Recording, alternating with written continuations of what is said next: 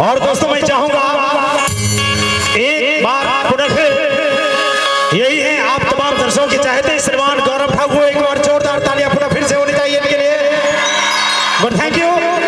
तो आइए अब हमारे मैथिली स्टार श्रीमान गौरव ठाकुर जी का स्वागत हमारे इस कमेटी के माध्यम से अब होने जा रहा है। तो आइए आप और हम इस